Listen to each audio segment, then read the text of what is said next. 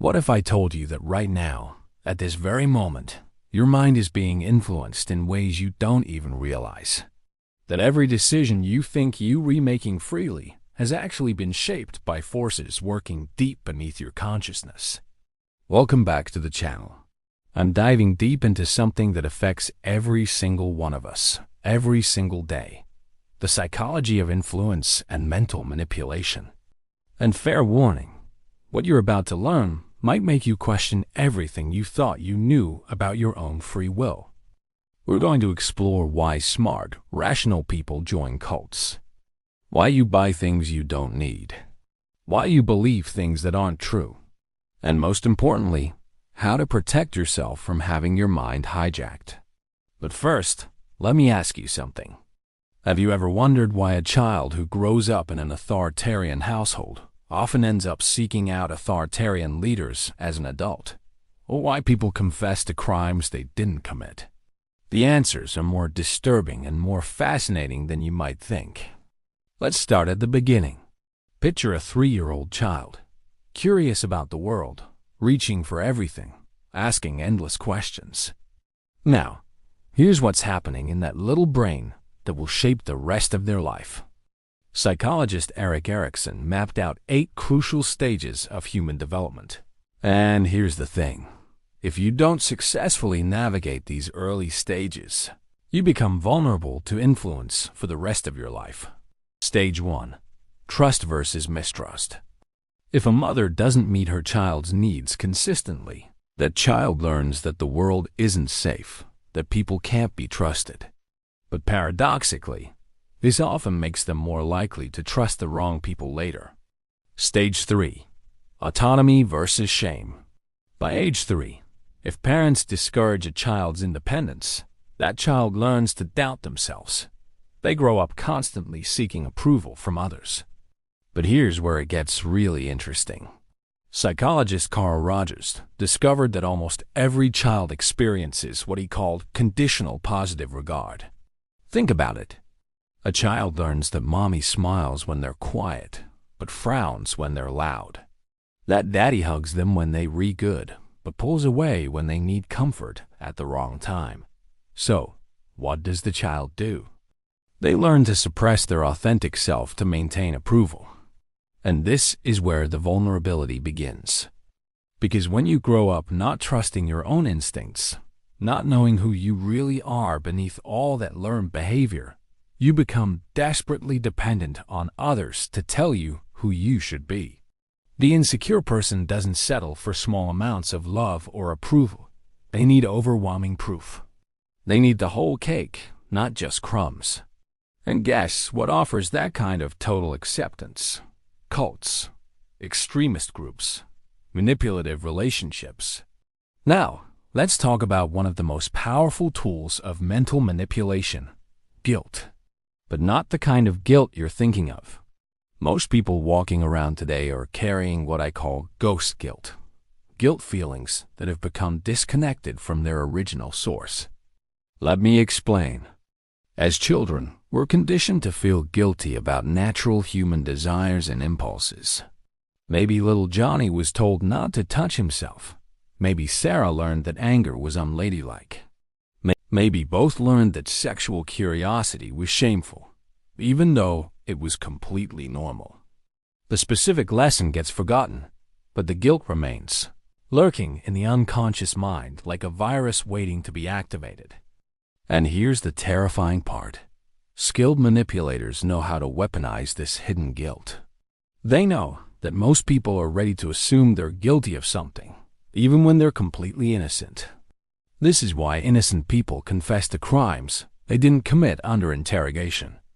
This is why people in abusive relationships blame themselves. This is why totalitarian regimes can make ordinary citizens believe they're enemies of the state. The interrogator doesn't need to prove you're guilty of what they're accusing you of. They just need to stir up that formless guilt that's already there. And suddenly you're desperate to confess to anything just to make the horrible feeling go away. Think about your own life. When someone doesn't reply to your text, do you assume they're busy, or do you immediately think you must have done something wrong? When a relationship ends, do you focus on their flaws, or do you obsess over what you could have done differently? That's the ghost guilt talking. Now let's talk about the most insidious form of mental control, the authority trap. And this one's going to hit close to home because it affects literally everyone. In the 1960s, psychologist Stanley Milgram conducted one of the most disturbing experiments in psychology. He had ordinary people deliver what they believed were lethal electric shocks to strangers, simply because a man in a lab coat told them to. 65% of participants went all the way to the highest voltage, despite hearing screams of agony from the other room. But here's what Milgram really discovered. We're programmed from birth to obey authority, and most of us never learn to break free from this programming. Think about it. From the moment we're born, there's always someone else in charge. Parents, teachers, bosses, government officials. We learn that obedience brings rewards, and disobedience brings punishment. But more than that, we learn that we're never fully responsible for our actions. There's always someone higher up the chain making the real decisions. This creates what psychologists call learned helplessness, the belief that we can't control our own lives. And when people believe they're not in control, they become desperate to find someone who is in control to follow. This is why people join cults. This is why they follow dictators. This is why they stay in abusive relationships. It's not weakness. It's conditioning that starts in the cradle. The person who thinks hypnosis is irresistible becomes the easiest to hypnotize. The person who believes they can't resist interrogation becomes the first to break. The person who thinks they need someone else to make their decisions becomes the perfect follower. And here's the really scary part. Our entire society is built on this system. We're rewarded for compliance and punished for thinking too independently. We're taught to look for someone to be in charge in every situation. Let's talk about why some people are more vulnerable to influence than others. It all comes down to one powerful psychological force: frustration. The philosopher Eric Hoffer wrote, "There is apparently some connection between dissatisfaction with oneself and a proneness to credulity. The urge to escape our real self is also an urge to escape the rational and the obvious." In other words, when people are frustrated with their lives, they become willing to believe almost anything that promises a solution. This frustration comes in many forms. The college graduate who can't find a job that uses their degree. The person who believed in the fairy tale romance that never materialized. The parent who can't afford to give their children the life they want for them. But here's where it gets interesting. Frustration doesn't always lead to rational problem solving. Often, it leads to what psychologists call substitute gratification. This is why the hippie movement of the 1960s, frustrated with the Vietnam War and social injustice, often transformed into religious cults in the 1970s. The same people who were seeking peace and love found it by surrendering their individual will to a guru or leader. Take the women who joined Charles Manson's family. Psychologists found a common pattern among them. They all felt alone and afraid in the world around them. They saw no comfortable place for themselves in conventional society, so they drifted from one extreme lifestyle to another, searching for something to belong to. They weren't looking for a place to take their identity. They were looking for a place to get an identity. And this is crucial to understand. When people are frustrated enough, they're not looking for truth. They're looking for certainty. They're not looking for freedom. They're looking for relief from the burden of making their own decisions. Think about online communities, political movements, lifestyle brands that promise to transform your life. They're all tapping into this same psychological need, the desire to escape the complexity and ambiguity of modern life by embracing simple, absolute answers. Now let's talk about something that might make you uncomfortable: your need to conform. And before you say "not me," let me share some research that might surprise you. Psychologist Crutchfield studied people who were high conformers versus independent thinkers. The conformers were more anxious. more conventional, more authoritarian, and less capable of handling uncertainty.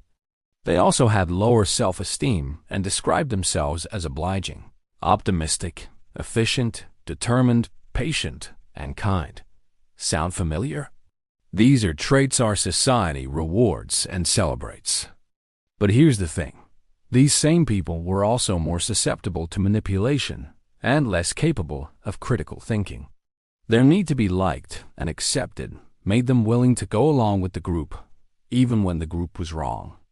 In today's world, this conformity pressure is amplified by social media. We're constantly seeking likes, shares, comments, external validation that we're acceptable to the group. And algorithms are designed to show us content that confirms what we already believe, creating echo chambers that make independent thinking even harder. Canadian psychologist Thelma Coulter found that both fascists and communists shared one key trait. They couldn't handle ambiguity. They wanted immediate decisions and quick actions. Any discussion or debate, they interpreted as criticism or attack.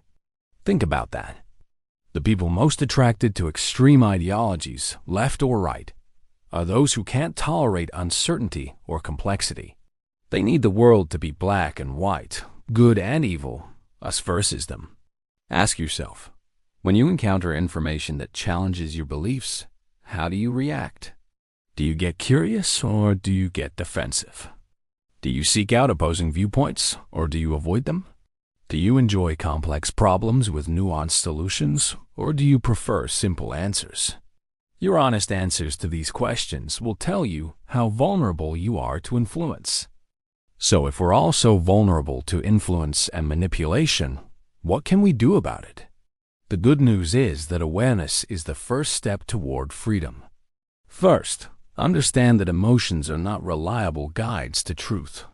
Just because something makes you feel good doesn't make it right. Just because someone makes you feel accepted doesn't make them trustworthy. Just because an idea gives you certainty doesn't make it correct.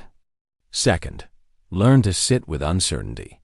Practice saying, "I don't know," when you genuinely don't know something. Resist the urge to have an opinion on everything immediately. The people who are least susceptible to manipulation are those who can tolerate ambiguity and complexity. Third, question your need for approval. Every time you find yourself changing your behavior or opinions to avoid conflict or gain acceptance, ask yourself, what am I afraid will happen if these people don't like me? Fourth, practice making small decisions independently. Start with low-stakes choices, what to eat, what to wear, what movie to watch, and make them without consulting others or seeking approval. Build your decision-making muscle.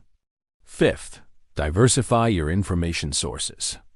If you only read news that confirms your existing beliefs, you're not informed. You're indoctrinated.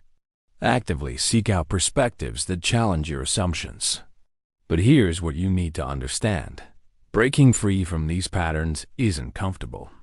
It means accepting that the world is complex, that you don't have all the answers, and that you're responsible for your own choices. It means giving up the comforting illusion that someone else is in control. But it also means reclaiming your authentic self. It means making decisions based on your own values rather than other people's expectations. It means thinking your own thoughts instead of having them thought for you. The choice is yours. You can remain vulnerable to manipulation, seeking certainty and approval from others. Or you can embrace the uncertainty and responsibility of genuine freedom. The mind that can be hijacked is the mind that never learned to drive itself. So, take the wheel. Question everything, including what I've told you today. Think for yourself. Because in a world full of people trying to control your thoughts, the most radical act is having your own. If this video opened your eyes to something new, hit that like button and subscribe for more content that challenges the way you think about thinking. Until next time, keep thinking critically, and I'll see you in the next video.